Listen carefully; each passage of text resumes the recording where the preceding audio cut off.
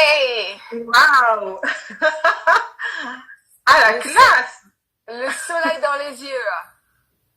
Ah, mais non, mais là, rien que ça, je suis jalouse. C'est à côté de la Ah, mer. ben, C'est super. À San Francisco. ah, C'est c'est génial. génial. Bonjour, ça va? Bonjour, merci beaucoup, merci infiniment d'avoir accepté. C'est déjà pour moi, j'avoue, Non, non. devant tout le monde, c'est déjà un plaisir pour moi de vous avoir. Et je pense que tout le monde Hmm. va être super content de pouvoir vous poser des questions. Bonjour tout le monde.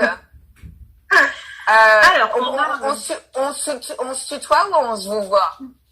on peut se tutoyer sans problème. Ouais, super. Et moi, j'ai passé beaucoup de vacances en Martinique. Ah, Quand eh j'étais ben jeune. justement, ça me plaît bien. Eh ben, Ouais, c'est génial. dis-moi. J'ai toujours voulu connaître la cuisine créole. So maintenant, je vais venir te voir et tu vas m'apprendre. Alors là, avec grand plaisir, les portes sont grandes ouvertes. Ah, Ben, génial. maintenant que tu m'as dit ça, J'adore la cuisine créole. je C'est vais te, génial. maintenant que tu m'as dit ça, je vais te lancer sur un petit projet, du coup, en off. Ah bah, génial. Génial. Ça va, Ah tu me ouais. vois là, le soleil, c'est bon ou tu veux que je vienne, je vais à l'intérieur? C'est bon là? Franchement, je te vois très bien. Ok. Tu t'installes comme Ok. tu veux. Là, on te voit très bien. C'est vraiment si tu es Ok. cool, tranquille. Moi, ça me Super. va. Un petit café. Santé. Bon, bah, santé, moi, j'ai de l'eau. C'est moins sympa, moi, j'ai de l'eau. Et voilà. Alors, juste un Voilà. petit rappel pour les personnes qui nous écoutent. Donc, moi, je fais toujours un petit récap qui dure 1 minute. Hein. Donc, moi, je suis chef, effectivement, de cuisine. J'habite, comme tu le sais, en France. Je suis spécialisée en cuisine créole. Et je suis plus chef à domicile, private chef. Et je travaille également dans l'événementiel. Et beaucoup, moi, je fais vraiment de la valorisation de toute la cuisine créole. Pas seulement des Antilles, mais vraiment de la Polynésie, de la Réunion, même d'Haïti, d'Afrique, d'Inde. Tout ça, ça a des grosses influences. Et je Ouais. fais la promotion de la cuisine créole. Génial. Et Dominique Rennes. Alors, est-ce que tu trouves sympa que tu te présentes? Puisque du coup, c'est une discussion informelle. Hein. Est-ce que Ouais, tu veux te présenter bah oui. Alors moi, je suis une petite Française qui a déménagé aux États-Unis il y a, il y a assez longtemps.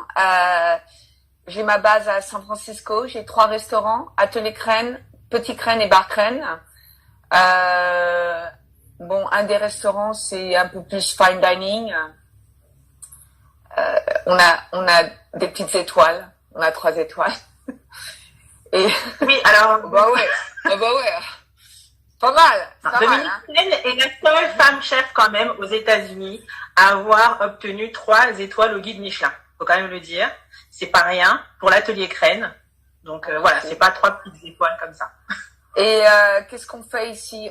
J'ai une ferme à Sonoma qui est à peu près, je dirais, 45 minutes de voiture du restaurant où on fait tout, tous les légumes, bio et biologiques. Et voilà, j'ai ma petite vie à San Francisco. Et puis, je suis désolée, je vais dire quelque chose, mais c'est la merde ici actuellement. Dans quel sens? Eh ben, on est toujours en confinement. Il y a des gros problèmes aux États-Unis. Les gens ne suivent pas les règles, et donc on a vraiment on a des problèmes avec le Covid actuellement. Donc il y a aucun restaurant qui est réouvert ici à San Francisco ou en Californie. Non, enfin ils nous ont autorisé à ouvrir à l'extérieur, mais bon, l'extérieur c'est pas terrible. Los Angeles c'est complètement fermé. Et donc c'est vraiment c'est des moments difficiles parce que moi nous on est confinés depuis le mois de mars. Voilà. Alors nous, C'est la situation que tu décris, nous, on est juste un petit peu en avant. C'est-à-dire qu'on vient de subir tout ça. On était en ouais, confinement il y a un petit mois. Les terrasses, ils ont commencé par réouvrir les terrasses, mais les ouais, restaurateurs ont un petit peu pareil gueulé parce que tout le monde n'a pas de terrasse en France. bah ouais, Donc bah ouais, certains ouais, étaient ouais, privilégiés plus que d'autres. Et là, ça y est, le déconfinement a eu lieu, mais on a d'autres problèmes. C'est-à-dire que maintenant que le déconfinement est autorisé pour tout le monde, là maintenant les gens font aussi n'importe quoi. Ils se baladent sans masque. Comme on est en période de grandes vacances, et ben tout le monde est parti ouais, un peu à gauche, à droite. Et pour le coup, ça mhm, crée des clusters. Il y a maintenant, on ouais, voit qu'il y a des cas qui reviennent. Et c'est pas ouais, dit qu'on soit pas reconfiné à la rentrée, mais en tout cas, pour l'instant, on l'est pas. On en est sorti. Ouais, bah nous, bah, apparemment les États-Unis, ils sont loin d'être sortis de ce carnage. Bah je sais pas ce qui s'est passé en Californie parce que nous, on a un super gouverneur, on a fait des super bons trucs, tout le monde suivait les règles et tout d'un coup, tout le monde s'est laissé aller et puis voilà. Là, c'est la crise. Mais c'est aussi un moment de réflexion pour nous, les restaurateurs, je pense, et pour aussi les consommateurs. Et moi, mon message, c'est à tout le monde, hein, aux consommateurs, aux restaurateurs, c'est que maintenant, si on est un chef et si on va manger dans un restaurant, faut faire attention. Qu'on cuisine bien, qu'on cuisine local, qu'on s'occupe de nos petits fermiers, hein, qu'on s'occupe des choses qui sont saisonnales et qu'on donne pas notre argent aux choses qui sont trop industrielles. Voilà, c'est ce qui va se passer. Et Oui. c'est comme ça qu'on va reconstruire, je pense, l'économie locale. C'est de s'occuper de nous-mêmes et de s'occuper de notre communauté. Mais bon, le touriste, t'es où en France? Moi, je suis en Seine-et-Marne. Moi, je suis en Île-de-France. Ouais, Île-de-France. Bon, l'Île-de-France, c'est aussi, il y a plein de producteurs. Ouais, L'Île-de-France est vraiment bien située pour ça. C'est-à-dire qu'on n'est pas loin également de la Normandie, de la Bretagne, mais même en Île-de-France même, il y a plein de producteurs, d'artisans. Donc là-dessus, moi de ce côté-là, on est plutôt bien desservi. Ah, ça c'est génial. Mais je pense qu'il faut aussi supporter parce qu'il y a eu un gros problème ici. Enfin moi aux États-Unis, moi je peux le dire. Au niveau des fermiers, il y a eu un gros problème avec eux parce que personne n'achetait leurs produits et c'était surtout des trucs commerciaux. Donc maintenant, je pense que ça va se rebalancer. Bon, nous, on a une ferme, on est super bien placé et puis bon, on fait nos produits, mais bon, j'ai vu qu'il y a, apparemment, maintenant, il y a des petits fermiers, des petits jeunes qui veulent se remettre dedans. Et je crois que c'est super pour la bouffe et pour l'avenir de la bouffe aussi. Et alors de plus en plus. Ouais, de plus en plus. Ah ouais. De plus en plus. En tout cas, le tournant ici en France, pour le coup là-dessus, on est vraiment là pour le coup, la France tient bien la barre. La capitale la capitale de la bonne bouffe entre guillemets, c'est vraiment la France. Et de ce côté-là, tous les producteurs tiennent bien la barre parce que le message est passé depuis quand même quelques années, dans le sens où même les publicités, on voit les industriels, l'effort n'est pas encore assez important, mais aujourd'hui tous les restaurateurs font vraiment prennent la barre, tiennent la barre bien et vont et en tout cas envoient le message de consommer local. Eux-mêmes, ils se fournissent chez les producteurs locaux, avec des artisans. Donc là-dessus, on est plutôt entre guillemets bien. Voilà. C'est bien. Nous, on a beaucoup de travail à faire, surtout aux États-Unis. Je veux pas être politique parce que si je suis politique, là, je vais m'emballer. Moi, j'aimerais bien justement. Moi, j'aimerais bien un petit peu parce que là, pour le coup, bon, on n'est pas sur un super gros média, on n'est pas du tout un média d'ailleurs. Mais justement, c'est l'occasion de parler en toute franchise, quoi. Moi, c'est ce que je voulais faire avec toi, c'est que tu nous donnes aussi tes impressions, parce que tout à l'heure tu as parlé de la situation du Covid, comme quoi les gens, la situation était grave. Et moi, je me suis un petit peu renseignée. J'ai vu effectivement qu'il y avait certains lobbies qui disaient même qui étaient contre le masque, en disant j'ai vu des infirmières, des médecins, même des représentants. Je trouvais ça hallucinant. Donc, je voulais avoir ton avis, puisque toi, t'es là-dessus. Enfin, ouais, mais le problème, c'est que c'est devenu très politique. Et on vit dans un pays qui est super politique. C'est la droite ou la gauche. Et honnêtement, on a un président c'est pas un président, c'est un mec qui, je suis désolée de dire ça, mais il en a rien à foutre. Il en a rien à faire des gens qui habitent aux États-Unis. Il n'y a pas un message qui unifie la population américaine, et ça c'est grave, et c'est devenu politique, mais les gens sont violents en plus à ce niveau-là, et c'est difficile pour moi de comprendre cet aspect parce que mais bon, moi je suis française, oui, on est très politique en France. les Français, tu les connais, mais à ce niveau, quand il s'agit de la santé, je pense que les Français sont beaucoup plus ouverts et ils suivent les règles. Mais ici, ça... Et Alors, moi, je veux rien dire. Mais c'est-à-dire que moi, je veux pas trop rien dire parce que... Enfin, si, je dis beaucoup de choses parce que j'ai une grande gueule, mais le truc, c'est que maintenant, c'est... le Covid, c'est contre la religion. Moi, je suis... c'est leur discours, c'est contre la religion. Dieu nous a fait... Et d'où ça vient, ça? Mais d'un extrémiste religieux qui est incroyable aux États-Unis. Tu peux croire en Dieu, mais quand même, il faut respecter les choses sociales ici. Mais bon, je comprends pas. C'est l'extrémisme. L'extrémisme ici aux États-Unis, c'est grandiose et ça fait peur. Ça fait peur. Beaucoup Alors, je réponds juste à une petite phrase qu'on m'a dit, Katia, qui me dit ah non, les Français ne suivent pas les règles, chef. Si, en fait, Katia, ce que je voulais dire, c'est que par rapport aux États-Unis, nous Français, même si à chaque fois on est un peu schizophrène, on a suivi quand même les règles. Bon, je parle pas de ceux qui ont été faire n'importe quoi, qui faisaient du sport pendant le confinement, mais les Français, même aujourd'hui, quand on va dans les magasins, même si c'est obligatoire le masque, on a quand même suivi les règles. Après, les jeunes qui font la fête, les gens qui font un peu n'importe quoi, c'est vraiment une petite partie. Mais en général, y compris aux États-Unis, je me suis renseignée, on est quand même loin de là. On ne voit pas des infirmières venir devant le gouvernement à dire non, mais j'ai entendu cette phrase, on nous enlève notre capacité à respirer. C'est d'une infirmière. J'ai trouvé ça complètement hallucinant. Et en plus, il passe dans les médias.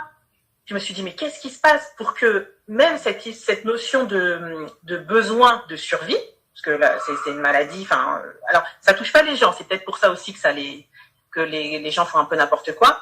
C'est comme ça ne touche pas la personne s'en fiche et se dit, bon, peut-être que je suis pas touchée, ça me concerne pas. Mais le problème, non, mais c'est intéressant. Enfin, je sais pas ce qui s'est passé en France. Je sais que je communique pas mal avec les petits Français. J'adore la France. Bonjour la France, tout le monde. Bonjour les Antilles aussi, j'adore outre-mer. Là, ils sont là. Voilà, c'est génial. Non, je sais pas. En fait, je sais pas vraiment comment ça va se passer. Puis le problème, c'est que de toute façon, ça touche tout le monde. C'est pas un truc politique, ça touche tout le monde, que tu sois des États-Unis, que tu sois d'Inde, que tu sois de France, et ça il faut comprendre. Il faut prendre en conscience que ça touche aussi les gens plus âgés, les plus âgés. Hein. C'est surtout effectivement les plus âgés. Voilà, il faut s'en occuper de ça. Faut pas les laisser. C'est pas parce qu'on est jeune qu'on ne doit pas s'occuper de notre héritage, des gens qui sont un peu plus vieux. Par exemple, ma maman, moi j'avais des gens qui sont un peu plus vieux. Par exemple, ma maman, moi j'avais peur. Elle est en France, elle est en Bretagne. Elle était confinée pendant 3 mois. Bon, moi ça me fait peur, des choses comme ça. Même plus les jeunes et aussi pour les quartiers qui sont sans privilège. Tu vois, un peu. Par exemple, moi actuellement, on a tourné le restaurant Le Petit Crène. Maintenant, on cuisine plus pour le public, mais je fais maintenant une initiative, c'est-à-dire que je cuisine 300 dîners par soirée pour les sans-abri. Et le Covid, c'est partout, hein, sur les sans-abri. Moi, j'étais sur Downtown San Francisco il y a quelques jours à redistribuer les plats, la bouffe. Waouh! Je t'assure, ça m'a touchée, moi je pleurais. Ouais, non. Il y a le système de pauvreté et le système de santé qui est encore plus difficile aux États-Unis qu'en France. Donc ça, plus la crise sanitaire, je pense que ça doit faire un espèce de mélange effectivement pas très sain. C'est impressionnant. Mais t'es déjà venu à San Francisco, hein? Non. Jamais. Il faut venir, hein. Tu vas voir, je t'invite, hein. T'arrives. Écoute, franchement, c'est fermé, mais je prends déjà mon billet d'avion. Et tu travailles actuellement? Tu fais pas mal de dîners à domicile? Alors, moi, ma situation, elle est hyper, ce que je disais, moi, je garde le sourire, mais c'est hyper compliqué parce qu'en vérité, depuis février, le confinement, je sais plus quand est-ce qu'il a commencé en France exactement. Je crois que c'était en mi-février, fin février, ça a commencé. Ouais. Et moi, étant chef déjà à domicile et dans l'événementiel, tout de suite, j'ai senti le vent tourner et les entreprises ont tout stoppé. Donc, dans l'événementiel, tout a été arrêté. Donc, moi, en vérité, depuis février, alors, j'ai réussi à faire 3-4 prestations à gauche, à droite, mais il n'y a plus rien.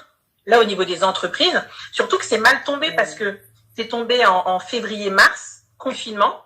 Ensuite, on a eu 2 mois de confinement et là, on a les grandes vacances. Ouais. Donc, ça a été on a une espèce de claque qui est, alors moi et puis tous les chefs à domicile dans l'événementiel, les restaurateurs, ils arrivent à s'en sortir, pas tous, c'est clair, mais ceux qui ont des restaurants, oui, parce qu'ils ont des points de vente. Et aujourd'hui, mine de rien, les Français, même si on n'a pas beaucoup de touristes, les Français aiment consommer quand même. Donc, dès qu'on a dit réouverture, les Français, boum, ils ont été consommés. Mais effectivement, moi, dans ma situation, c'est dramatique. Donc, aujourd'hui, comme tu l'as dit tout à l'heure en préambule, il faut se réinventer. Donc, moi, on cherche tous des solutions pour comment on va retravailler différemment. Comment faire? Quelle activité parce que je pense pas que je vais pouvoir continuer comme ça. Même en septembre, même à la rentrée, ça va être complètement out. Enfin, les entreprises, puisqu'on leur dit qu'on peut plus faire de gros événements comme avant avec 500, même 100 personnes. Ouais. Donc, toutes les entreprises, la première chose qu'elles coupent, c'est l'événementiel. Ouais, bien sûr. Ça, c'est... Et donc, l'événementiel, c'est mon boulot. Bah ouais. Tu veux pas faire des pop-up?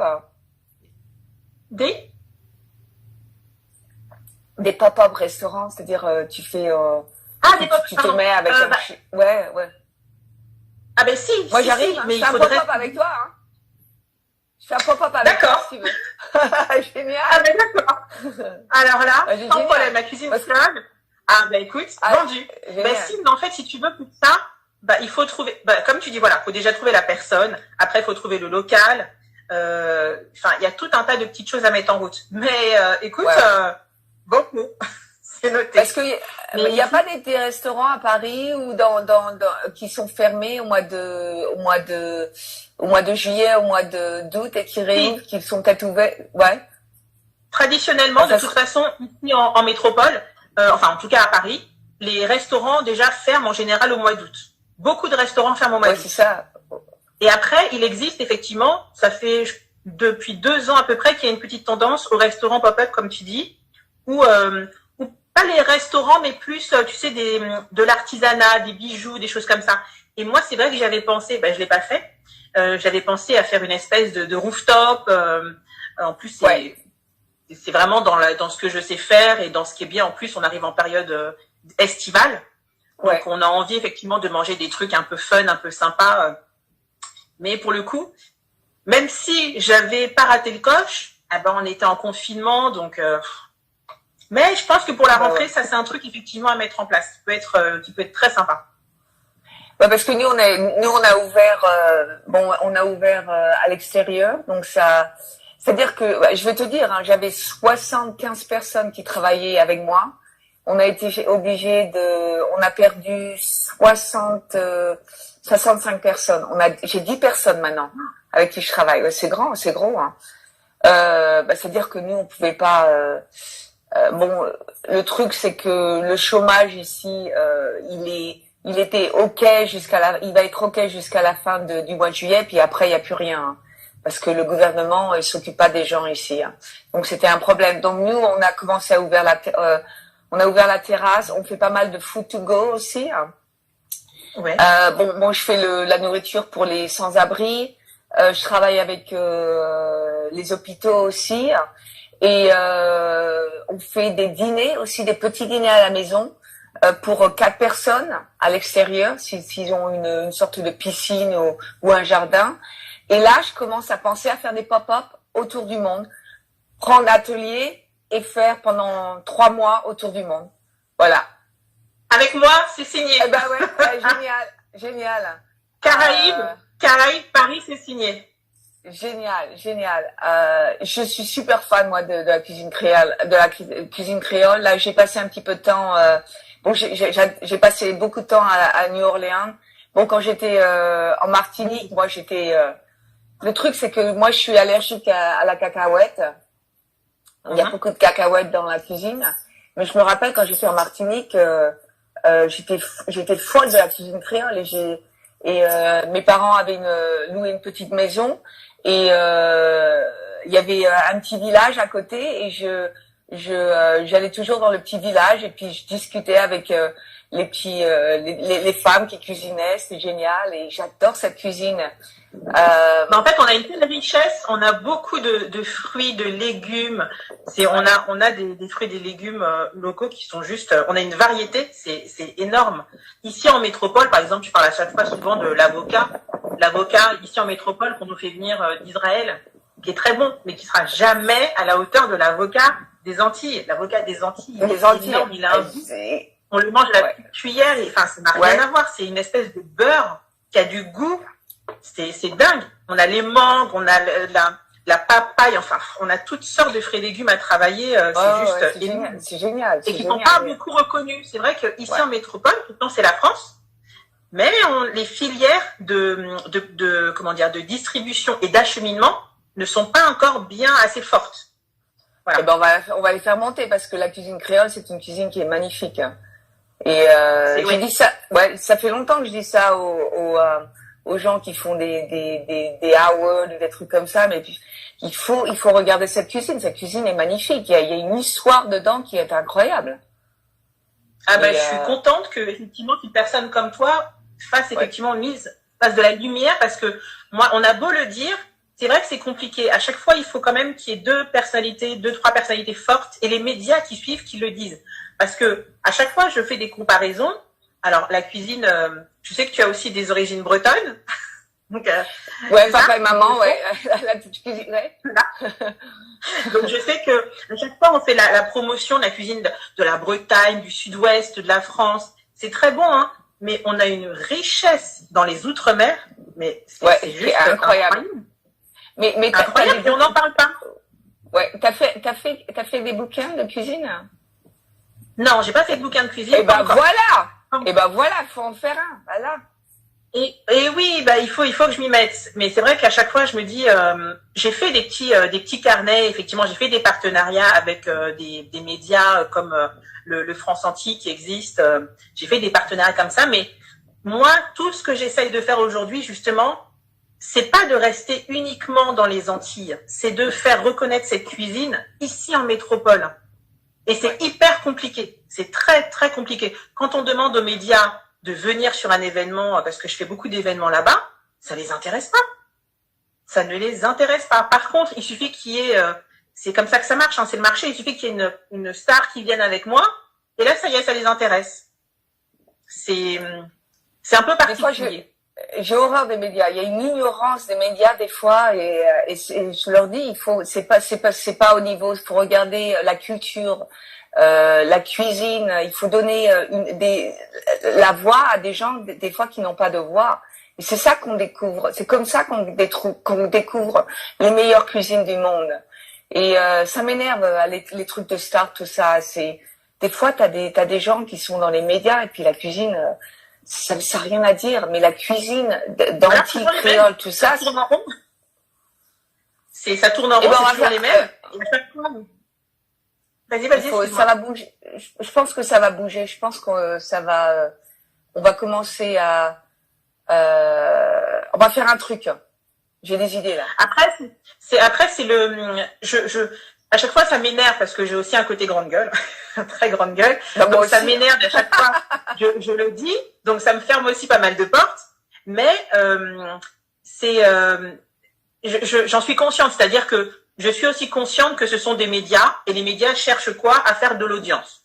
Donc forcément, aller voir une chef qui est connue, ouais, mais dans son secteur, c'est pas très intéressant pour eux. Donc je comprends ça aussi. Mais c'est fatigant à chaque fois de se dire le pire, moi, que j'ai entendu, puisqu'on est entre nous, c'est clair qu'à chaque fois, on nous dit, on me l'a dit, mais attends, qu'est-ce qu'on en a à faire des Antilles? Qu'est-ce qu'on en a à faire? Et est-ce que les gens savent même où se trouve sur la carte la Guadeloupe, la Polynésie? La Polynésie, c'est parce que c'est plus carte postale, mais la Guyane, Mayotte, les gens s'en foutent complètement. Les journalistes disent mais ça n'intéresse personne. Voilà ce qu'on me dit, mais ça n'intéresse personne. Bon bah une fois qu'on je vais pas citer les médias, mais tous les médias nationaux français, une fois qu'on leur dit ça, par contre, il suffit que voilà, il y ait un acteur, un chanteur, une chef, pour le coup un chef hyper médiatisé qui va, et d'un seul coup, ça y est, c'est intéressant. Je suis consciente que ça marche aussi comme ça. Ouais, ok. Non, mais moi, je suis totally fan de cette cuisine. Moi, je la connais pas, enfin, moi, je sais pas la cuisiner, donc j'ai acheté pas mal de bouquins sur la cuisine créole. Là, je vais te cuisiner des trucs. Génial. Attends, qu'est-ce que j'avais? Ah, c'est super bon.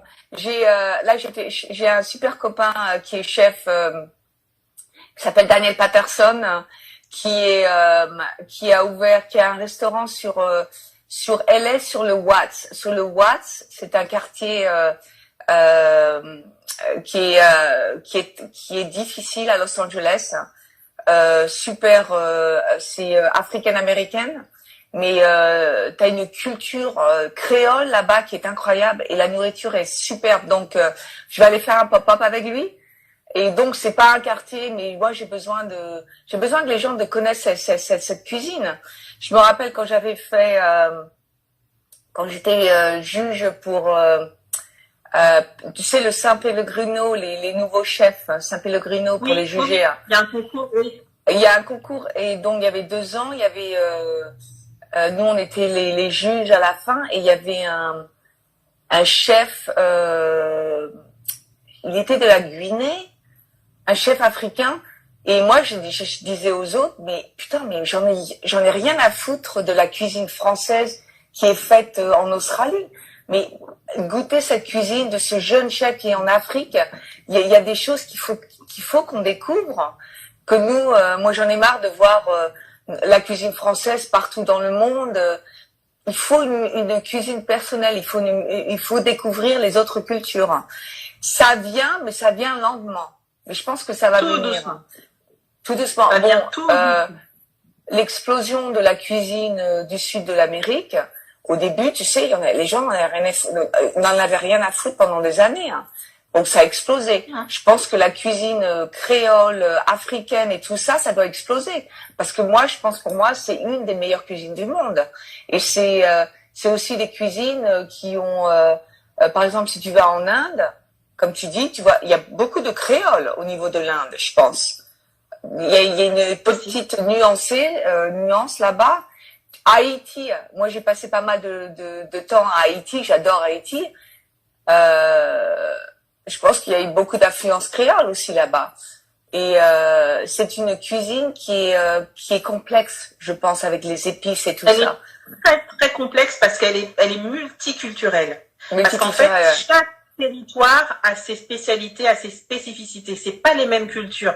Quand on prend Guadeloupe et Martinique sont à chaque fois on dit qu'elles sont sœurs, mais il y a quand même des différences. Ensuite, il y a la Guyane justement après pour le coup, là la Guyane et la Réunion, c'est l'océan Indien la Réunion et on est encore dans d'autres influences.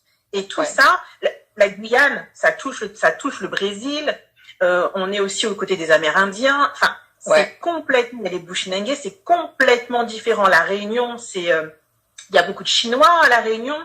Enfin, et c'est ça en fait déjà. Quand on parle de la cuisine, je pense qu'il faut déjà connaître un peu la culture ou en tout cas la géographie. Parce que je pense que c'est ça. Les gens se disent cuisine créole, mais c'est quoi en fait? En gros, c'est pas que les acras et le boudin. c'est tellement plus vaste. Ah ben tu sais ici c'est un peu ça. Hein. Mais parce que c'est une méconnaissance. Et moi à chaque fois j'essaye de leur dire mais c'est pas que ça. La cuisine créole, c'est une cuisine qui est multiculturelle, mais c'est vrai que quand on commence à aller dans les explications, les gens sont vite un peu débordés et ça les saoule, entre guillemets, un petit peu. Donc il faut y aller tout doucement pour que ça soit intéressant. C'est français. Le monde entier, en fait, le monde entier. Tu te rappelles, attends, moi je me rappelle quand ils disaient la cuisine mexicaine, c'est les petits tacos de Taco Bell. Mais c'est n'importe quoi. C'est pas ça la cuisine. La cuisine. Et aussi, la cuisine chinoise, c'est les showman. Mais non, la cuisine chinoise, c'est une des meilleures cuisines aussi. C'est super complexe. Avant Mao Tse-tung, c'était une cuisine qui a influencé beaucoup de pays et beaucoup de choses aussi. La cuisine japonaise, c'est pas seulement les sushis, c'est beaucoup plus complexe que ça. Donc moi je pense que la cuisine que tu fais, c'est une cuisine. Je pense que pour évoluer, je pense qu'on est dans un moment du monde où la cuisine va évoluer dans tous les sens. Que ça soit la cuisine. Moi, j'aime pas dire la cuisine seulement française, parce que la cuisine française aussi doit évoluer dans le sens que doit utiliser aussi des épices qui viennent partout dans le monde, parce qu'en fait, on est influencé par tout le monde. Moi, je suis en Californie. Qu'est-ce que c'est la cuisine? Bon, la cuisine américaine, moi, je veux pas trop en parler pour l'instant. Mais la cuisine, par exemple, tu vois la Californie. Qu'est-ce que c'est la cuisine californienne? On est influencé par le Mexique, par la Chine, par le Japon, par la cuisine aussi africaine-américaine. Parce que si tu regardes l'histoire des États-Unis, hein, la meilleure cuisine avant l'industrialisation de la nourriture, jusqu'aux alentours de 1950-1960, c'était la cuisine africaine-américaine. C'était une des meilleures cuisines. Et l'industrialisation de la nourriture a tué cette culture. Après, c'était le McDonald's, c'était les fast-food, tout ça.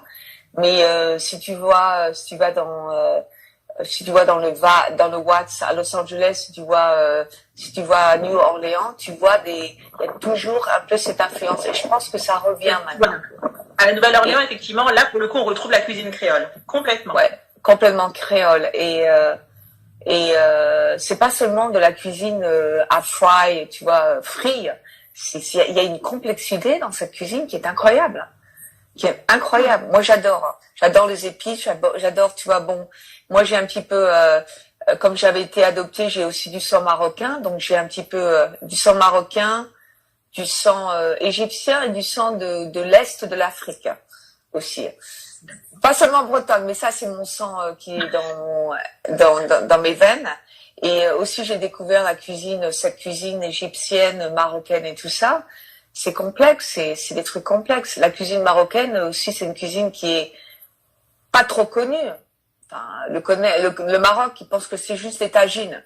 Bon, c'est pas que des tagines. Alors ici en métropole, c'est un peu différent quand même. C'est un peu plus reconnu.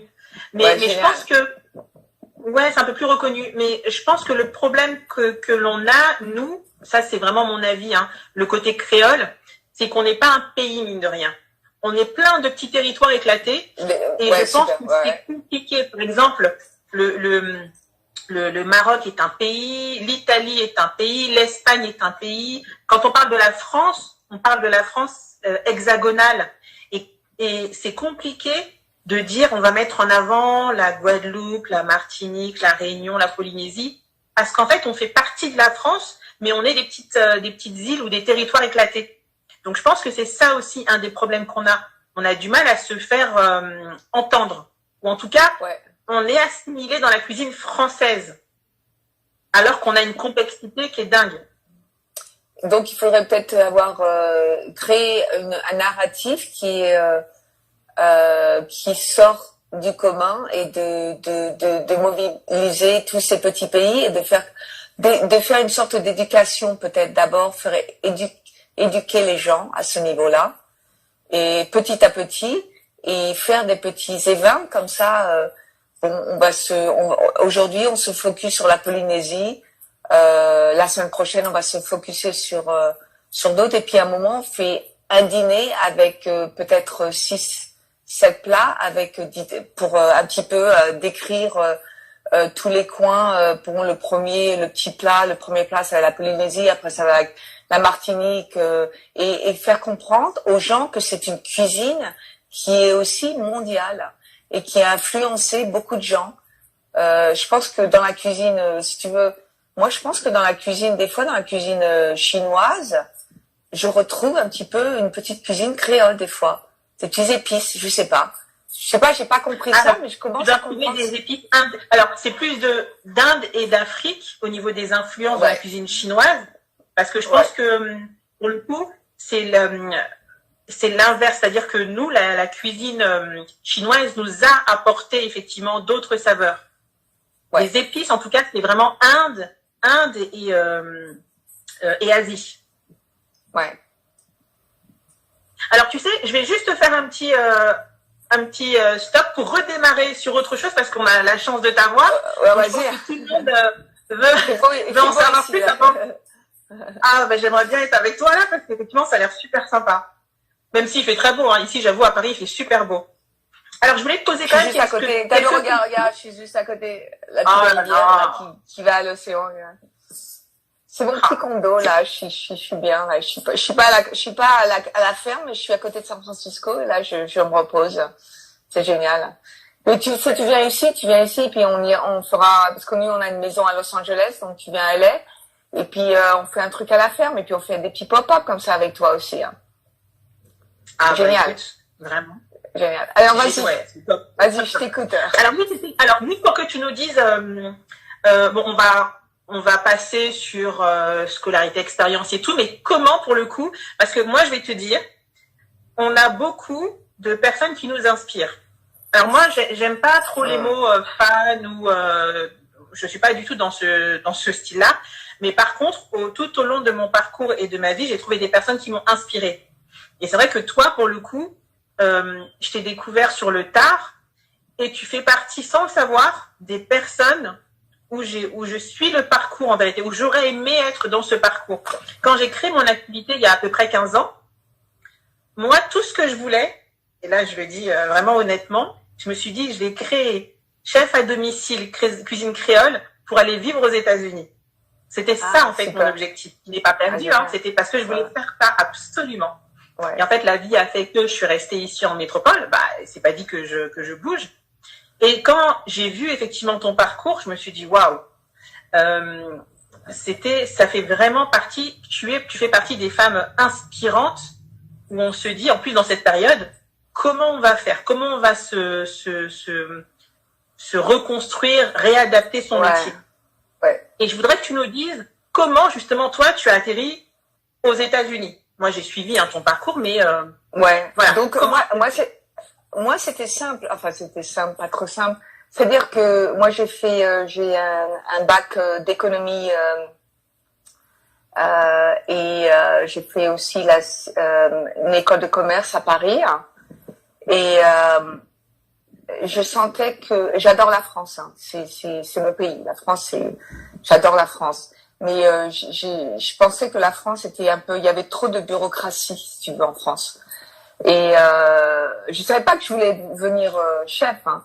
Donc moi j'étais une fan des États-Unis, surtout de Los Angeles. Et je suis allée à LA un petit peu, puis bon, j'ai pas trop kiffé. Et je suis revenue à Paris, à Meudon.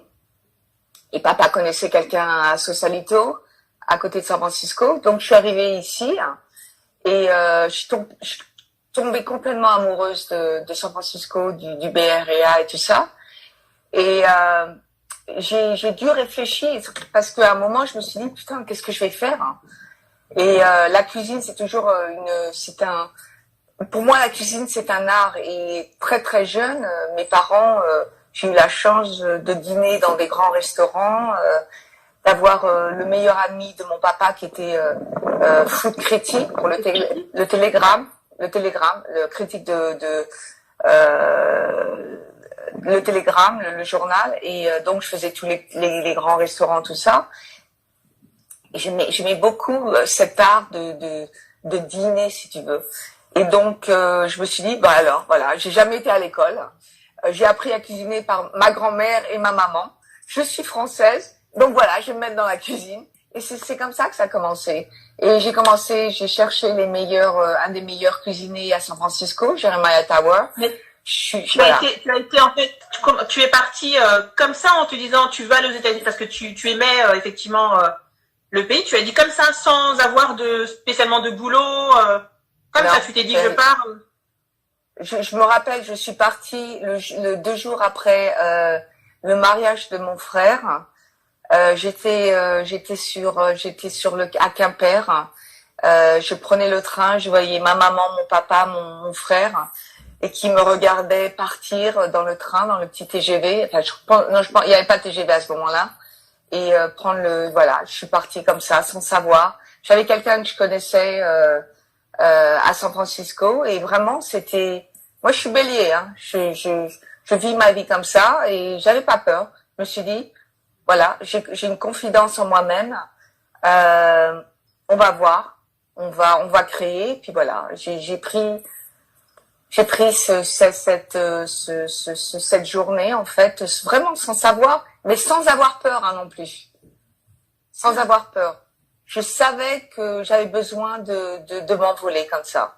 Et je pensais que quand je suis allée à San Francisco la première fois, je suis tombée amoureuse tout de suite, hein, sans savoir pourquoi. Je dis, mais cette ville, ces gens, cette liberté, ça me parle, voilà. Bon, je dis pas que tout le monde doit faire ça. C'est pas facile. Ah non, après, c'est un état d'esprit. C'est clair que c'est un état d'esprit. Un état d'esprit, ouais. Voilà. Et voilà. Et puis et après, comment tu as fait pour les papiers? Parce qu'effectivement, on peut partir comme ça, dans certains pays. Mais aux États-Unis, pour bosser, c'est pas simple. Enfin, tu vois, non, même si on y pas va. Ça. J'ai eu la chance de faire mes papiers. J'ai eu beaucoup de chance. Bon, les papiers actuellement, dans les années 90 et actuellement, c'est black and white, hein, c'est noir et blanc. Hein, c'était beaucoup plus facile d'avoir ces papiers il y a 25 ans de ça, une trentaine d'années que maintenant. Voilà, je me suis installée et je suis pas américaine, hein, encore. Je suis en train de. Ah, d'accord. Je suis je suis toujours permanent residence. J'ai du mal à me dire que je veux le passeport américain. J'ai du mal à faire ça. Mais c'est dans moi-même. Une volonté. D'accord, c'est un souhait. Je sais pas, là, je suis en train de le faire. Ça fait 15 ans que je veux le faire, et puis je me suis dit, je sais pas. C'est parce que tu peux avoir la double. Non, tu peux pas avoir la double. Si, je peux avoir la double. Mais est-ce que je suis américaine? C'est ça, j'ai du mal. J'adore l'Amérique, mais j'ai des problèmes avec la politique actuellement. Mais bon. Ah, mais ça. Mais d'accord. Bon, je vais peut-être le faire. Je sais pas encore. Oui, t'as pas une siliterie, quoi qu'il arrive. Enfin, quoique, non, puisque aujourd'hui tu es en place, tu as tes affaires, ça fonctionne. Donc tu n'as pas forcément besoin. Non. Est-ce que ça serait, enfin, qu'est-ce qui ferait que tu aurais besoin d'avoir cette nationalité? Seulement le droit de voter. Autrement, j'ai tous les autres bénéfices. Voilà. D'accord. Et justement, puisque toi, tu as un souci avec la politique aux États-Unis, est-ce que le fait d'avoir cette voix, est-ce que le fait d'avoir ce fameux ticket ne serait pas un avantage? Non, c'est super, mais aussi je vote en France. J'adore ma voix en France. Parce que aussi, je sais qu'il faut voter en France. Comment ça va politiquement en France? Oh politiquement en France. Écoute, il y a eu un remaniement. On a un autre gouvernement avec, je crois qu'ils sont 42 aujourd'hui, entre les ministres, secrétaires d'État. Comment ça va? Pour moi, c'est un peu particulier parce que je m'occupe pas de la politique pour faire mes affaires, si tu veux.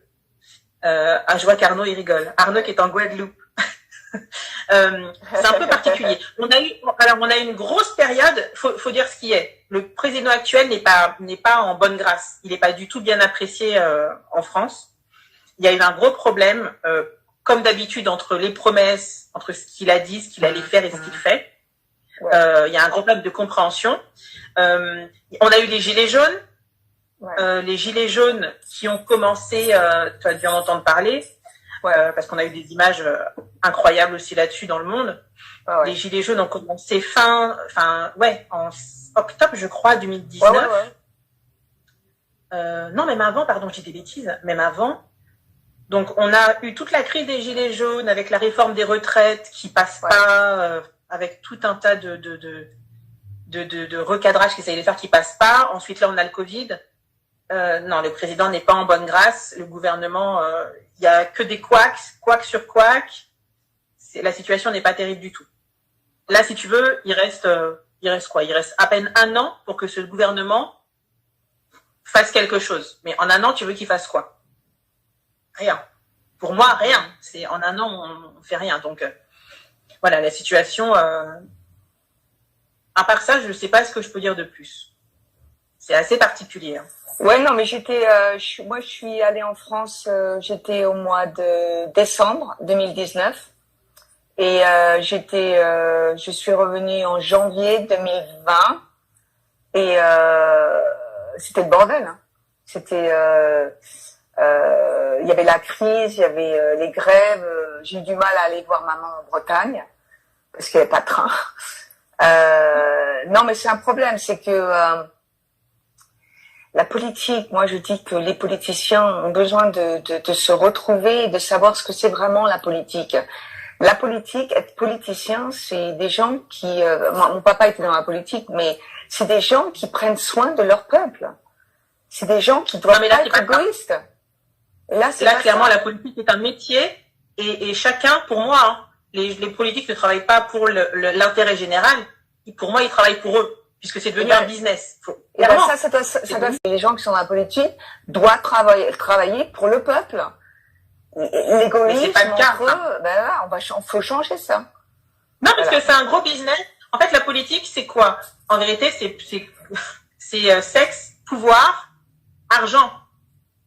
Voilà. Ben, faut comme il y a beaucoup d'argent, il y a beaucoup de pouvoir là-dedans, quand on les voit, en fait, ils disent, ah oui, non, moi, je refuse d'être ministre, je n'aurais pas aimé être, les avantages que l'on a quand on est secrétaire d'État ou ministre, c'est hallucinant, qu'on soit même député, sénateur, conseiller. Là, il y a eu l'élection récemment à la mairie de Paris, mais c'est juste incroyable. Les accords qu'ils font entre eux, alors qu'ils s'entendent pas du tout. Mais les accords qu'ils font entre eux pour justement rester au pouvoir, pour garder leur petit précaré, c'est hallucinant. Et tout ça, c'est au détriment de qui? De la population.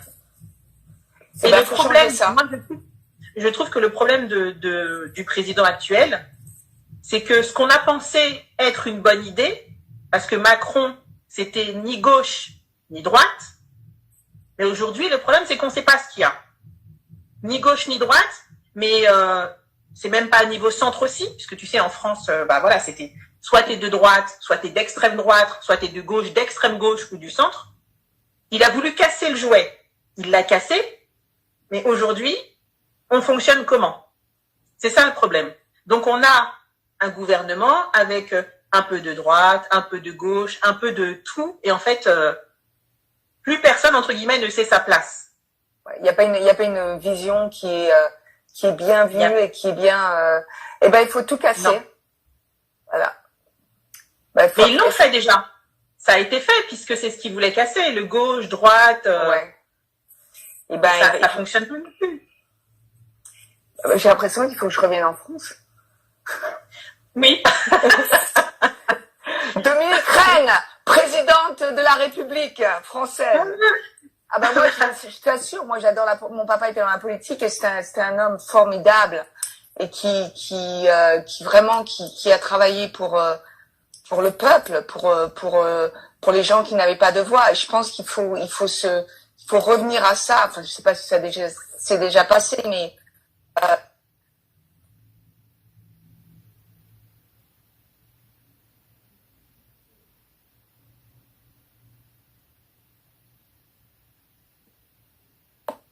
de vraiment mettre le peuple. Voilà, il faut le faire. Alors ça coupe un petit peu. Au niveau du réseau, ça coupe un petit peu. Je te capte pas très bien. Tu m'as compris là? Tu m'as entendu? Là, voilà, là c'est bien. Là c'est mieux. Ok. Là, je suis en train de faire la campagne politique, toi et moi, voilà, au ticket. 2000, c'est 2021 ou 2022? 2022. On n'y est pas, non, mais ça vient vite. Ça vient vite. Dans ça mes vient DA. très vite. C'est tellement particulier. Tu sais, j'en viens même à me dire, hein, même il y a des personnes qui ont essayé, qui venaient de la société civile, mais même ces personnes-là, finalement, n'y arrivent pas. Ces personnes-là qui travaillent pour la communauté, pour le bien commun, même n'y arrivent pas. Parce que le giron, si tu veux, les politiques qui sont là depuis longtemps, dont c'est le métier, le truc est tellement fort, tellement puissant que pour déverrouiller tout ça. Et puis chacun aussi, il y a des deux côtés, c'est que chacun veut garder ses avantages. Ses avantages, ouais. Bah, c'est-à-dire qu'il faut, moi j'ai l'impression qu'il faut en parler parce que les avantages que les gens ont eu il y a des années et des années, la société n'est plus la même. Il faut recréer les choses. Il faut recréer donc comment la société, par exemple, j'ai compris un petit peu la retraite. Je me rappelle, ils en avaient parlé et je comprends les gens qui étaient contre, je comprends les gens qui étaient pour, mais c'est une chose, il faut rebalancer les choses parce que bon, moi je crois aux jeunes, la communauté des jeunes ici aux États-Unis, je pense qu'ils vont faire bouger les choses. Ils sont en train de faire bouger les choses. Il y a une corruption qui est incroyable aux États-Unis. Je sais pas si ça passe comme ça se passe comme ça en France, mais je pense que ces temps, je sais pas que c'est la révolution, mais c'est pas pour casser les choses en tant que, moi je crois pas à la violence, mais je crois que on a besoin de former quelque chose de nouveau. Honnêtement. Oui, alors comment faire? Si tu veux, quand il y a eu les gilets jaunes, alors je m'inquiète juste un petit peu parce qu'au niveau du temps, je sais plus, Instagram c'est 1 heure. Est-ce que toi, ça te dit de continuer un petit peu si ça coupe? Ouais, c'est cool. Tout est cool, hein. Parce que je pense que, tu sais, Instagram, ça dure, au bout d'un moment, ça va se couper. Donc, je préviens que je vais relancer, tu sais, je relancerai un live, si ça coupe. Ok, super. Moi, je suis là. Et je disais, oh, super.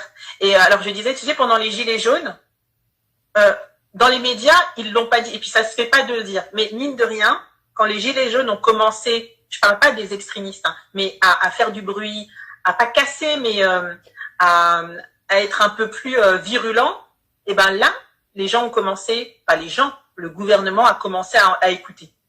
Et malheureusement, il y a que comme ça, quand on rentre un peu en résistance et quand on commence à être virulent, que les choses changent, mine de rien.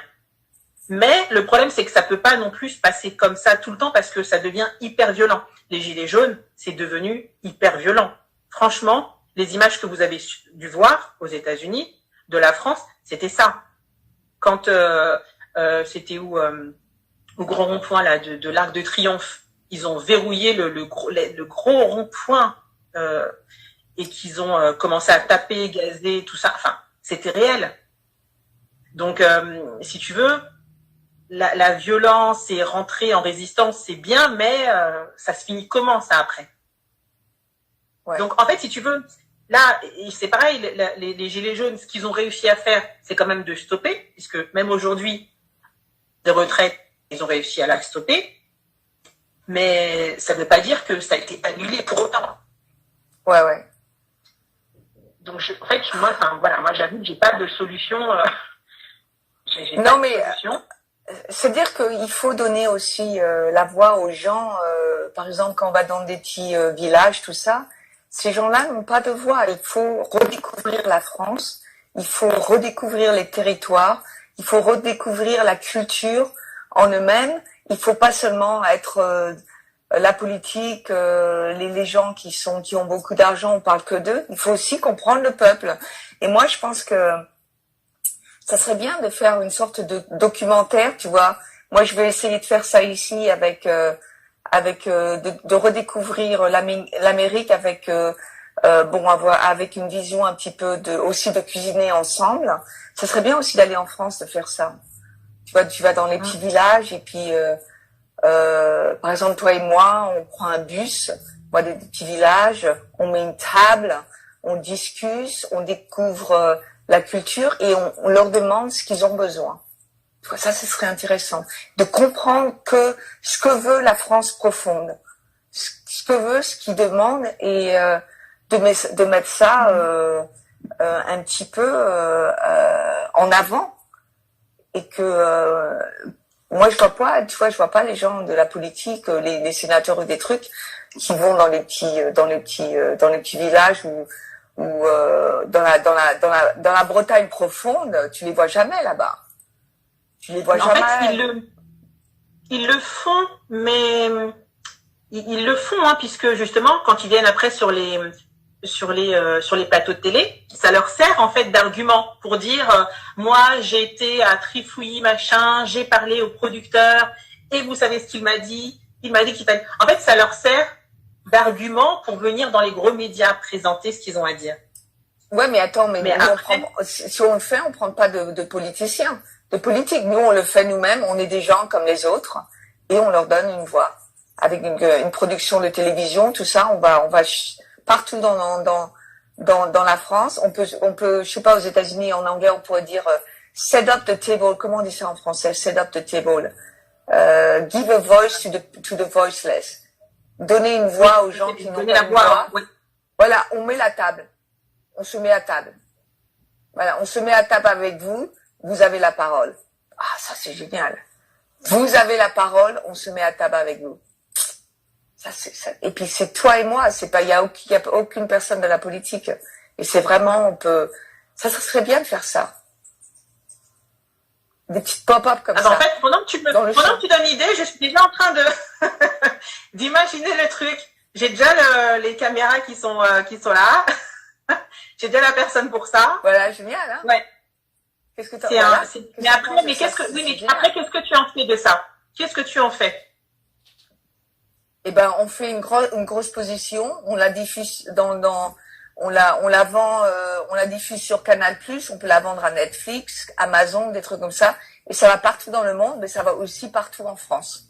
Et les gens commencent à comprendre, et tu commences à avoir des gens qui nous suivent. On peut se mettre avec des associations qui ont les mêmes valeurs que nous. Voilà, et c'est comme ça que tu commences un mouvement. C'est vraiment comme ça que tu commences un mouvement. Tu commences petit, mais t'as aussi les... Oui. De quoi? Vas-y. Tu commences petit, tu vas les Moi, dire. j'aimerais bien aussi. Tu commences petit et tu vraiment welcome toutes les communautés qui ont besoin de parler. Hein. Les communautés qu'on n'a jamais vues en avant, tu vois. Moi, j'aimerais bien aller aussi partout dans le sud-ouest, dans le sud de la France, dans les Alpes, mais aussi à côté de Paris, en dehors de Paris. Tu vois, dans les cités aussi à Paris. Moi, ça m'intéresse beaucoup de faire une table. Ah, alors là, tu arrives sur le sujet en plus qui m'intéresse au niveau des cités. Il reste 20 secondes. Donc, je vais couper et je réactive le live. Voilà. Qu'est-ce que tu en penses? Okay. Ça te va? Ok, je te reprends. Voilà, super. Ok, ça marche. À tout de suite. À tout de suite. Ah, de nouveau. Tu m'entends? Ouais, génial. Allez, j'ai trouvé le nom. J'ai trouvé. Allez, on peut dire allez à table, on vous écoute.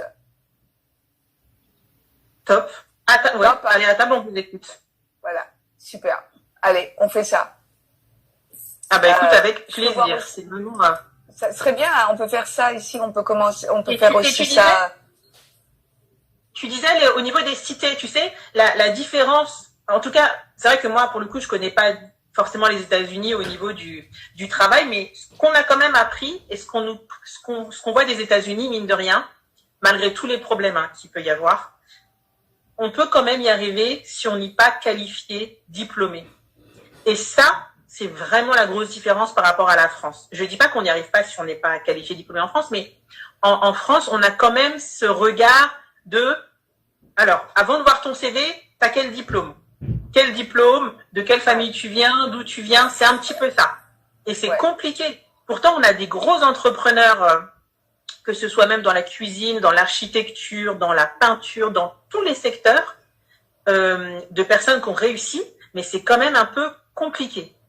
En France, en tout cas, je trouve que c'est pas. Et dans les cités, c'est vrai que ce qui, entre guillemets, c'est pas le bon mot, mais qui les sauve ou ce qui les valorise, eh ben, c'est ces jeunes qui ont réussi, notamment dans le sport, ou dans l'industrie, dans d'autres industries, où on les met en avant par rapport à ça.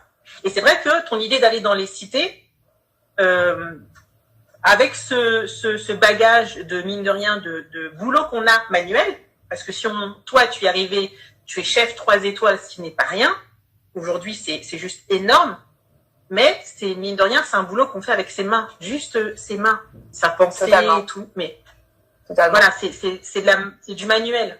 Et ça, c'est bien d'aller aussi le dire dans les cités, dans les villes qui sont un petit peu dures ou sinistrées, quoi.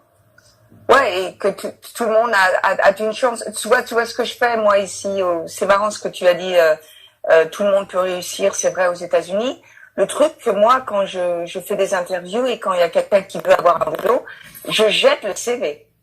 Le CV, là, ça, j'en ai rien à faire du CV. Je m'en fous d'où il vient, où elle vient. Je leur parle. Je leur parle, je leur demande leurs valeurs, qui ils sont en tant qu'en être humain. On peut leur apprendre à faire la cuisine, mais on peut pas leur apprendre à être une bonne personne. Et ça, c'est super important pour moi. Voilà. C'est les bonnes personnes, moi. Mais malheureusement, ici, alors ça, c'est la chance. Enfin, toi, c'est ce que tu es fondamentalement. Mais ici, c'est vrai qu'aujourd'hui, même en cuisine, je vois à un certain niveau, on va voir déjà dans quelle école tu as été, quel chef tu as vu, et c'est un petit peu compliqué quand tu viens pas de la cuisine. Je comprends qu'il y a une notion de confiance aussi quand tu veux postuler dans des gros restaurants mais il y a quand même cette barrière ici en métropole qui est quand même très très très très forte. Ouais. Et je trouve ça bien effectivement qu'on puisse aller dans certains quartiers ou même partout et dire qu'on peut y arriver et qu'il faut qu'il y ait des personnes qui montrent l'exemple en vérité. C'est pas que tout le monde peut y arriver, mais toi tu as pu y arriver et c'est concret. Ouais, et ça serait génial de faire ça. Enfin, moi, j'adorerais faire ça dans les cités en France parce que moi, moi, j'ai grandi à Meudon et je me rappelle, j'avais pas mal de copains qui n'étaient pas à l'école avec moi, mais je connaissais en jouant au foot et tout ça. Ils venaient tous de la cité, Et moi, j'avais l'impression d'être mieux avec eux que les gens que dans mon lycée qui venaient des grandes familles, des trucs comme ça. Moi je voulais, parce que c'est des gens qui sont vrais, les gens de la cité. Bon, il y a beaucoup de problèmes aussi dans les cités et on a besoin de les mettre en valeur parce que les gens qui sont là-bas, moi je trouve qu'il y a une super belle culture. On devrait les mettre en valeur et leur donner aussi les outils pour réussir. Et je me rappelle, là, il y a quelques jours, j'ai vu tu sais le film qu'ils ont fait, Les Misérables, moderne. Oui, qui a été primé, qui a été primé au Festival de Cannes. Et génial. Et ça m'a beaucoup touchée et je me suis dit, puis c'est comme ça m'a touchée aussi parce que je vois aussi ce qui se passe aux États-Unis, tu vois. Nous, on veut faire des dîners dans le Watts, qui est un quartier de la cité là-bas, qui est vraiment un quartier qui est dur. Et aller dans les États-Unis, voyager dans les États-Unis et aller aussi dans ces quartiers qui sont pas des quartiers qu'on met en avance et on a l'impression que les gens c'est des gens que personne ne veut savoir leur culture, leurs idées. Et moi, je pense que c'est des gens qui sont super importants et que leur voix est super importante. Et mais tu sais, là où on se rend compte que leur voix est importante, c'est que par contre, les politiques s'en servent.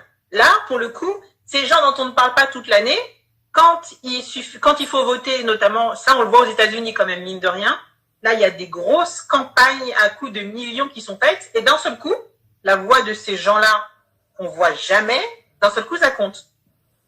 Ah ouais, mais il faut faire attention parce que cette voix doit continuer, que ça soit politique ou pas politique. C'est un truc qu'on doit mettre dans la société française. Not parce que on veut avoir les voix pour être élu, mais c'est des gens qui sont super importants. Il faut redécouvrir la France, il faut refaire la France de ce côté-là. Ils sont là depuis longtemps. On n'a pas fait attention à eux pendant longtemps. Il faut pas seulement faire attention à eux parce qu'on veut faire de la politique, il faut faire aussi attention à eux parce que ils ont une grosse importance. Que ça soit maintenant ou demain ou avant-hier, c'est une voix qui doit être là constamment, je pense. Il y a une grosse valeur. Et je suis d'accord. et je crois que nous, en tant que, tu vois, nous, on est des gens qui travaillent avec leurs mains. On est dans un métier on survit tous les jours. Même si on a des restaurants qui ont connu, une cuisine qui est connue, on survit tous les jours. Tu vois, moi, j'ai fermé mon restaurant et c'est un métier, c'est un beau métier. C'est un métier d'idées, c'est un métier où on travaille avec nos mains, où on discute avec d'autres personnes et on fait découvrir aussi d'autres choses que peut-être le monde ou la communauté française ne connaît pas. C'est notre boulot de faire ça, c'est de mettre les gens ensemble et de faire découvrir nos cultures, nos voix, nos idées avec la cuisine. C'est un beau métier. Je pense qu'on peut le faire. Ah, mais c'est possible. Après, effectivement, faut jamais, je pense, oublier son objectif de vue. Mais ça, c'est ça, pour moi, où c'est le plus important. Parce que je vais te dire, moi, quand j'ai fait, alors, déjà, je ne travaille pas beaucoup, alors là, j'ai peut-être plus jamais travaillé, je sais pas. Mais j'ai fait des prestations dans des lieux dingues en France, notamment dans des institutions. Et la première, et même quand j'y vais encore aujourd'hui, même 10 ans après, je suis toujours choquée parce que pourtant je viens pas de ce milieu-là, mais dès que je mets un pied là-dedans, tu changes de monde. C'est-à-dire que tu rentres dans des appartements mais qui font 300 mètres carrés avec des moulures, avec tout est à disposition. Il y a des cuisiniers, il y a des hôtesses, ils ont 3 bureaux. Ils ont un chauffeur, ils ont des billets d'avion en business, et je me dis, et en fait, une fois, je me suis posé la question, je sais plus, je travaillais, c'était hyper tard, on avait fini à 3h du matin, et je m'étais mise à la place en me disant, mais, et si toi, on te met à cette place-là, est-ce que tu vas pas changer? Est-ce que tu vas vraiment réussir à garder ta trajectoire? Et c'est pas si évident en vérité. Non, c'est pas évident. C'est pas si évident parce que tu as des personnes qui viennent pas de ce monde-là. La plupart aujourd'hui, justement, comme le monde a beaucoup changé, tu as plein de députés, de sénateurs notamment, qui viennent pas de ce milieu-là, qui ne sont pas riches. Voilà, ils avaient un boulot comme tout le monde. Ils se sont présentés, ils ont été élus. Mais dès que tu commences à rentrer dans le système, on te donne une carte, je dis des bêtises, hein, mais pour le coiffeur, c'est gratuit, pour payer tes interventions, c'est gratuit, on t'invite partout, t'es mis en avant tout le temps. Je me dis, ça doit être quand même compliqué de tenir la barre et de garder tes objectifs en vue. Ouais, mais moi, je pense que c'est possible. Je pense que c'est possible parce que je comprends ce que tu dis parce que c'est dur. Tu vois, à un moment, tu viens, par exemple, si tu as été élevé dans des milieux qui sont, par exemple, dans le milieu de la cité, et tout d'un coup, tu deviens, t'as beaucoup d'argent tu deviens riche, et tu commences à côtoyer les gens de l'autre monde. Si t'as pas la tête sur l'épaule, oui, tu peux balancer de l'autre côté. Hein. Mais je pense que je pense qu'il faut le faire. On peut le faire. Et je sais que c'est difficile, mais je pense que il faut trouver les bonnes personnes. Et je pense qu'il y a des bonnes personnes. Il faut trouver les bonnes personnes pour reprendre la France, reprendre au niveau politique. Et je pense qu'il y en a. Et je sais pas comment faire, mais par exemple, moi, bon, j'ai grandi quand même dans une famille qui était bien, mais tu vois, mon papa et ma maman, ils viennent de la ferme. Hein. Ils étaient pauvres comme tout. Hein. Ils ont jamais perdu cette idée. Et c'est comme ça qu'ils ont éduqué mon frère et moi, que même si tu as de l'argent et tu vis aisément, tu n'oublies pas d'où tu viens. Et je crois que c'est super important. Et mais aussi il y a des gens qui adorent, par exemple, qui veulent rester dans leur milieu, mais aussi c'est de leur donner une sorte de dignité qu'il faut continuer à donner. C'est pas parce que t'es dans un milieu pauvre que ta voix doit pas être entendue. Tu vois ce que je veux dire? Je suis d'accord avec toi. mais moi, ça, je suis tout à fait d'accord. C'est comme ça aussi que mes parents m'ont éduqué. Enfin, que je suppose la plupart des gens. Mais quand après, on rentre dans un système où on essaye de changer les choses à plus haut niveau, c'est là où je me dis, aïe, ça doit compter. C'est là où je me dis que peut-être que c'est là où les gens où c'est compliqué de redescendre, entre guillemets. De se dire, parce que voilà, des gens ont tellement trimé et ils se disent, parce que ça va très vite, hein, quand je les vois, je les observe, je me dis, oui, le tournant, ça va très très vite. Hein. Voilà, ils ont des chauffeurs, ils prennent l'avion, ils sont invités partout. Et c'est pas qu'ils s'en fichent après de ce qui peut arriver à monsieur et madame tout le monde. C'est que ça doit pas être aussi simple. Et puis en plus de ça, les systèmes, mine de rien, le système politique, aujourd'hui, c'est tourné. Alors, il y a la France, mais il y a surtout l'Europe. Et en vérité, ils regardent pas les problèmes du monsieur, madame, tout le monde, cas par cas. Ils regardent d'abord au niveau européen comment ça se passe, problème français, mais pour certaines catégories. Enfin, tu vois, c'est pas, il n'y a pas du cas par cas. Non, ça serait compliqué. Après, on est dans la démagogie de dire on va faire du cas par cas. Et voilà, j'essaie. Enfin, moi, je me fais toujours l'avocat du diable pour me dire. Non, t'as raison de faire ça. Ouais. Non, c'est pas simple. À chaque fois, c'est pas si facile. Quel quartier, quel endroit en France tu penses que a besoin de plus actuellement de se mettre en avant, ou que les gens comprennent un petit peu? Pour comprendre les difficultés? Ouais, les difficultés. Après, je vais pas non plus lancer des noms comme ça, mais c'est clair que dans le Nord, déjà dans le Nord, il y a des gros soucis. Dans le Nord de la France. Après, il y a aussi en Île-de-France, certains quartiers, c'est assez difficile, très rude. Et après, tu as aussi le Sud, les quartiers, très réputés, à Marseille notamment. Voilà, on a.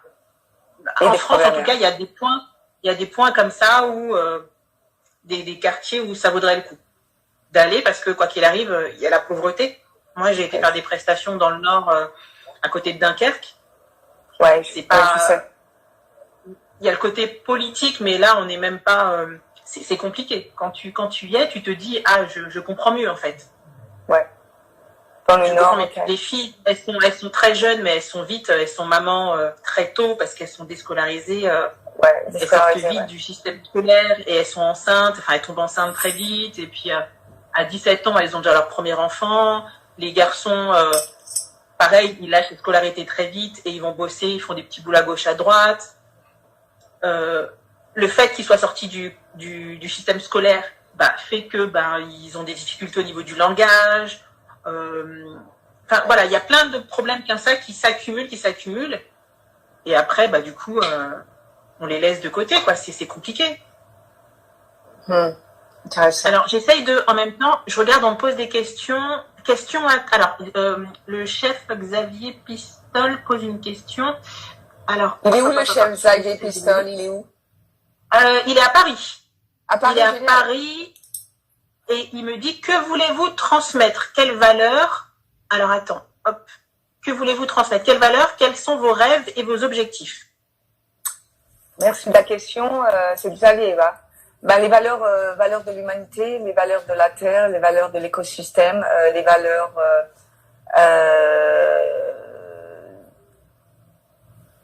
c'est les valeurs de l'humanité, d'avoir des droits, de prendre soin de ce qui nous entoure. C'est-à-dire que nous, avec nos restaurants aussi, tout se tourne autour du climate change, de mettre en avant les choses qui sont bonnes pour la planète, aussi d'éduquer notre équipe à ce niveau-là. C'est pas seulement un restaurant qui fait de la nourriture, c'est aussi un restaurant qui est une école pour les jeunes. Là, je vais sûrement transformer une partie de la ferme, je sais pas si vous avez ça en France, en non-profit. C'est-à-dire qu'il y a une partie qui va être une sorte d'une méca d'éducation qui va être payée aussi par la ville pour éduquer les gens, les jeunes, les enfants, et de leur faire comprendre que ce que c'est la nourriture et ce que c'est la valeur, parce qu'en fait, pour moi, la nourriture, c'est vraiment la base de notre culture, de l'humanité, mais aussi d'un pays. Donc c'est ça mes valeurs. J'ai bien répondu, je sais pas si. Bah, la meilleure réponse, c'est la tienne. Quoi qu'il arrive, c'est ce que tu penses. Donc, voilà. Alors, j'ai Doudi 186 qui dit, et l'éducation, ce sont les parents. Alors, excuse-moi, parce qu'à chaque fois, ça coupe. Hop, qu'est-ce que j'ai fait? N'hésitez pas à poser vos questions, hein, j'essaye de les prendre au fur et à mesure. Et l'éducation, ce sont les parents qui la donnent, et malheureusement, beaucoup font des enfants, mais ne s'en occupent pas ou très peu. Les générations ont changé. Ça, c'est pas faux. C'est clair. Ça, c'est pas faux. Et je pense que quand ça arrive, c'est pour moi, c'est super important de donner un endroit aux gens qui veulent venir. Par exemple, moi, je peux donner.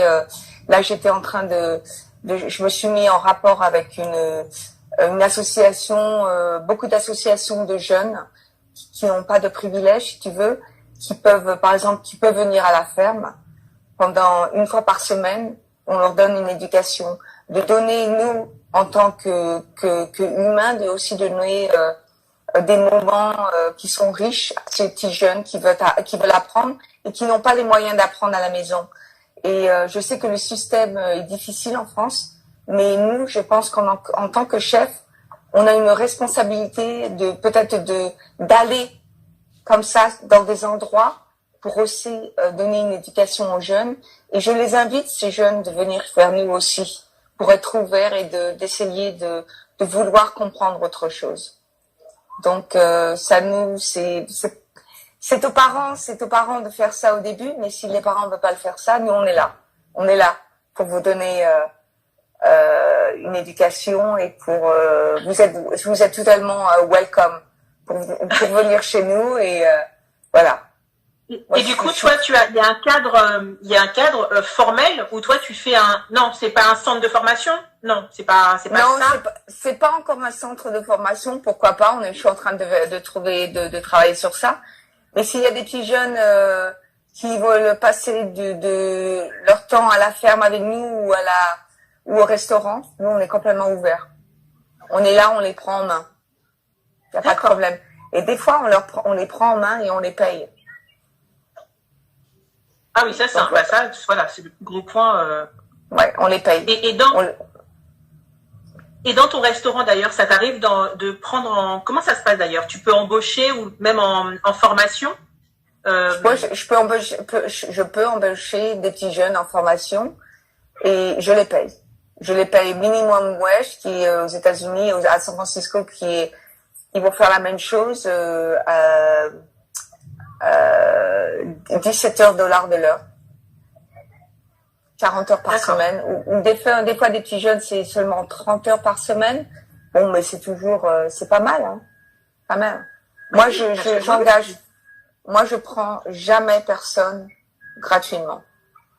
Parce que même s'ils n'ont pas de formation, pour moi, leur temps, c'est une valeur. Et je pense qu'il doit être payé. Donc, c'est ce que je fais, c'est ce qu'on fait dans notre compagnie. Alors, s'il y a des petits jeunes qui veulent travailler à la ferme, on les loge pas, mais on les paye. Bon, logement, c'est plus compliqué aux États-Unis, mais on les paye. On les paye un salaire comme tout le monde. Voilà. D'accord, je crois que c'est super important. Ouais. Oui, c'est déjà énorme. C'est-à-dire que donner une valeur, tout le monde a de la valeur. Hein. Il faut faire ça. Il faut voir ça. Pour moi, c'est important. Le système est ici en France. C'est très bien parce qu'on peut prendre les jeunes aussi en formation, en stage. On peut les prendre. Enfin voilà, là-dessus pour le coup, le système éducatif pour aider les jeunes est plutôt bien fait. Après, on est dans une période où c'est compliqué, même au niveau du recrutement, et c'est clair que les premiers qui vont en pâtir, ce sont tous les jeunes qui sont en alternance. Là, pour le coup, on peut comprendre que les restaurateurs eux-mêmes doivent déjà mettre à la porte leurs salariés. Et ils peuvent pas non plus prendre en charge pour le coup des jeunes, c'est un peu compliqué. Mais ça, effectivement, ça c'est un bon système dans lequel la France est installée qui fonctionne bien. notamment pour la formation continue, en tout cas professionnelle, pour les cuisiniers, les métiers de bouche ou de salle. Ça, c'est plutôt bien. J'ai entendu que j'ai eu un email de monsieur du grand chef Alain Ducasse. Tu le connais? Oui. Enfin non, je le connais pas personnellement, mais tu me dis ça. C'est comme si les gens disent, est-ce que tu connais Dominique Plaine? Ben oui, on connaît. C'est marrant, je viens juste d'avoir un email et il ouvre une école de cuisine à Meudon, de formation. Meudon, qui est une ville où j'ai passé la plupart de mon enfance. C'est où j'ai grandi, j'étais au lycée Rabelais, j'étais à l'école Ferdinand Buisson, l'école et donc il ouvre une école de formation et j'ai trouvé ça super. Et donc et c'est bien parce que c'est aussi Meudon est surtout entouré de Meudon-la-Forêt qui est une ville de la cité et donc peut-être offrir des petites écoles de formation comme ça. Peut-être une formation. Mais après c'est quoi pour l'école Ducasse? Après c'est quoi? Parce que je sais quand même que Ducasse il est plutôt effectivement dans le haut de gamme, dans le luxe, voire l'extra luxe, mais est-ce que c'est quoi? C'est une école de formation pour tous ceux qui sont au lycée hôtelier classique, ou est-ce qu'il va accepter également, comme le chef Marx, comme ce qu'il fait des personnes qui n'ont aucune qualification? Comment ça va se passer? Je sais pas encore, je viens juste de recevoir l'email. Ça serait intéressant de demander ces questions. Parce que ça serait bien aussi qu'il fasse aussi, qu'il ouvre comme Thierry ces formations, que ça soit des formations. Moi, je pense que ça peut être des formations qui peuvent durer peut-être pendant 3 mois. Pas des écoles qui durent pendant 2 ans ou 3 ans. Et avec ces formations, je sais pas, c'est des questions à lui poser. Mais je te dis que ça va ouvrir à Meudon, ça serait bien dans le petit Hauts-de-Seine, et puis pour savoir, et puis poser des questions, pourquoi pas. Hein. Dans notre bus, on ira lui poser les questions. Ah, génial! Génial. Et je sais qu'Alain serait d'accord, parce que Alain, c'est un homme qui est merveilleux, c'est un homme qui était très ouvert à ce niveau-là. Il comprend ces choses-là, il est à l'écoute, je pense aussi, de ces choses-là. Thierry Marx aussi est à l'écoute. Donc, peut-être inviter ces grands chefs d'être plus à l'écoute aux jeunes qui ont besoin d'être formés. Oui, parce que il y a tout ce côté où, parce que moi je viens pas d'un lycée hôtelier, hein, justement. C'est ça où je pense que c'est intéressant aussi de dire qu'il y a le parcours classique. On va au lycée hôtelier, soit on fait la formation classique cuisine, ou alors pâtisserie, ou alors maître d'hôtel, serveur, ce qu'on veut. Mais il y a aussi, quand on n'a pas de qualification, on arrive sur le tard, comment est-ce qu'on peut faire? Et c'est vrai que on aimerait bien, en tout cas je pense qu'aujourd'hui il y a des personnes même en reconversion. Oups. Je t'ai perdu là. Des personnes qui sont en reconversion, même des jeunes qui n'ont pas forcément accès. Notamment, je pense aussi à tous ces jeunes qui sont dans les Outre-mer. Ils n'ont pas accès du tout à ça, hein, du tout. Donc, comment est-ce qu'on pourrait faire et c'est pas comment on pourrait faire, c'est que est-ce qu'ils seraient prêts à accepter des personnes qui n'ont aucune qualification? Est-ce qu'il y a une section qui pourrait être réservée à ces jeunes-là? Ouais. Je pense que ça serait plutôt pas mal. Et aussi avoir un discours, aussi de faire comprendre à ces jeunes qu'il y a aussi des institutions qui font ça, parce que j'ai l'impression des fois quand tu leur parles, s'ils te disent il n'y a pas d'école pour nous, il y a personne qui veut nous inviter dans leurs écoles, on peut pas apprendre. Et ça serait bien d'avoir ce message que il y a aussi des institutions où ils seront les bienvenus. Et je pense que c'est aussi un discours à avoir avec ces jeunes, ou probablement aussi se mettre en rapport aux jeunes, aux gens qui s'occupent aussi de ces jeunes. Il y a aussi des associations dans la cité qui s'occupent de ces jeunes, je pense. Et de commencer quelque chose. Et pourquoi pas de commencer quelque chose peut-être avec eux-mêmes, d'aller comme chef. Hey, nous, on va passer 1 semaine ou 2 semaines là-bas, et puis on leur apprend. On les écoute, on leur apprend. On fait une éducation, peut-être on commence un petit jardin là-bas avec eux, on fait des petits dîners à la fresco dans la cité, on invite les gens autour, et puis voilà, pourquoi pas commencer par comme ça. Allez, à table, on vous écoute, mais on vous Alors, apprend tu sais, aussi. moi, alors je sais pas, je sais pas si tu connais, dans les Antilles, on a ce qu'on appelle le RSMA. Ça, c'est le régiment du service militaire adapté. C'est vraiment une école de la deuxième, voire troisième chance pour les jeunes là-bas qui ont soit un peu décroché du système scolaire, soit qui sont passés un peu à côté. Et le RSMA, en fait, c'est sous le régime militaire. Et il y a plus d'armes, hein, mais c'est en fait une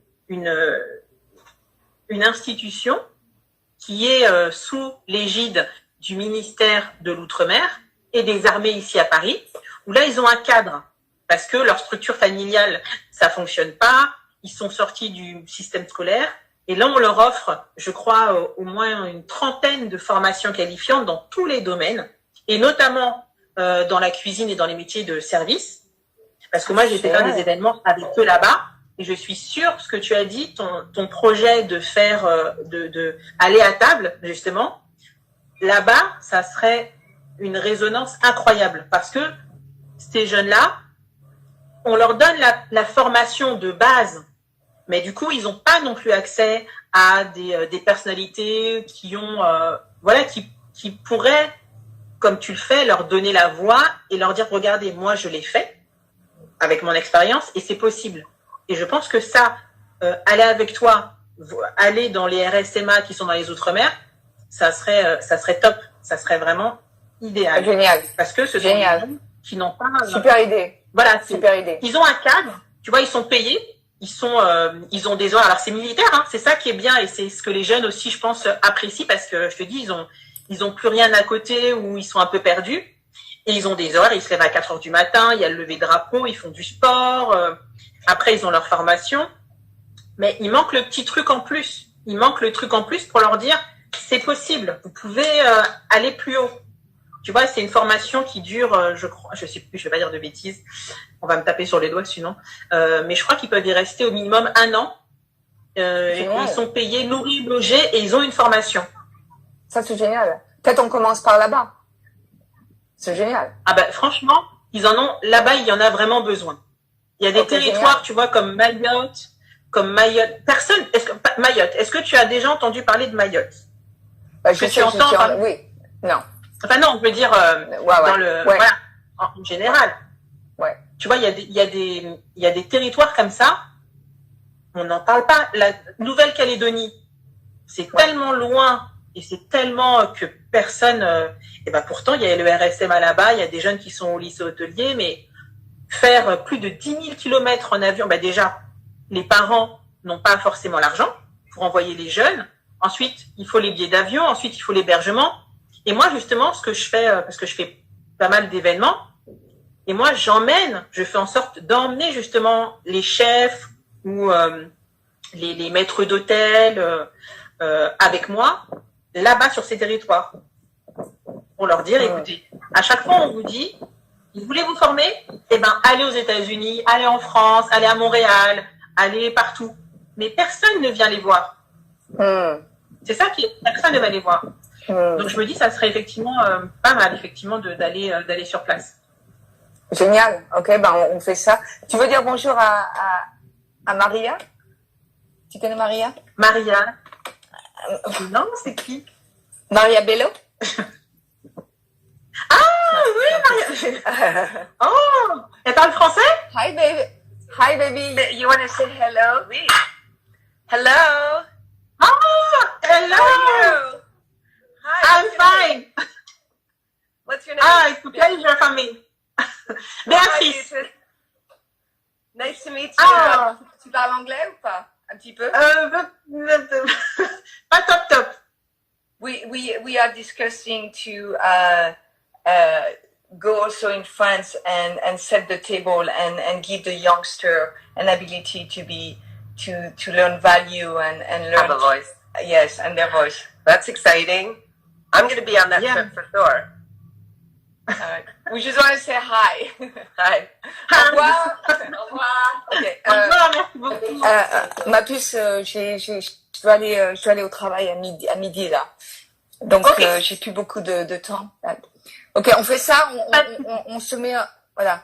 On fait ça, on Quand commence tu as, à organiser. ce que je te propose, c'est que quand tu as un petit peu de temps, tu m'appelles, tu as mon numéro, Ouais, tu ouais. m'appelles et effectivement, on peut commencer à mettre des petites choses en place.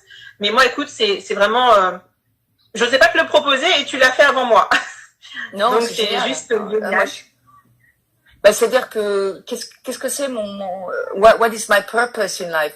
Moi, je suis quelqu'un que je suis venu sur la terre, c'est pas seulement pour moi, c'est pour les autres aussi, hein.